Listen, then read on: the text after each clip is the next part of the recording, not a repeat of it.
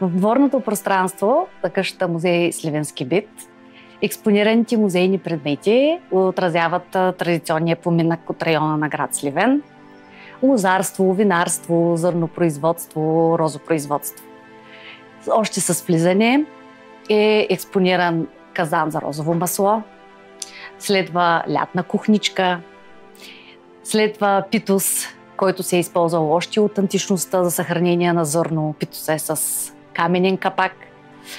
До него ще видите цветната каруца, диканята, която е земеделски уред за вършитба, използван през 19 век. Те бил е теглен от животно за отделяне на зърното. Следват големите кадуси, където са се използвали за направата на вино, за ферментация на гроздето. Шарпаните, където хората с боси крака са мачкали гроздето за направата на вино.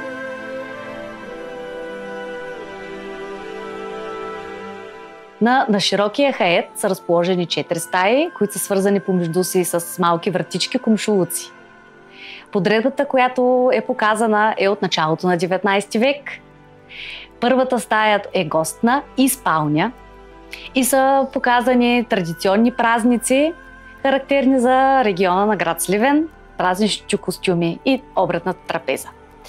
В следващата стая е кухнята, която, разбира се, имаме софра, където се е хранило цялото семейство, огънят.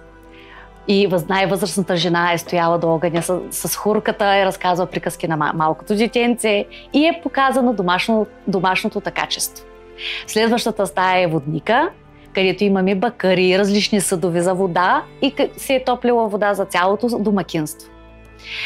Следващата стая е моминската, където имаме много красива изрисувана ниша в стената, нарича се алафранга. Изобразен е Босфора, двуглав орел и растителни елементи. Среща се само в богати къщи. Думата алафранга означава новата мода, която навлиза. Показани са традиционни носии от района на град Сливен, най-старите традиционни носии, които с времето вече се променят.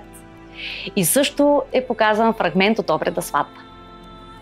След това, между долапите, имаме вратичка, която води към банята.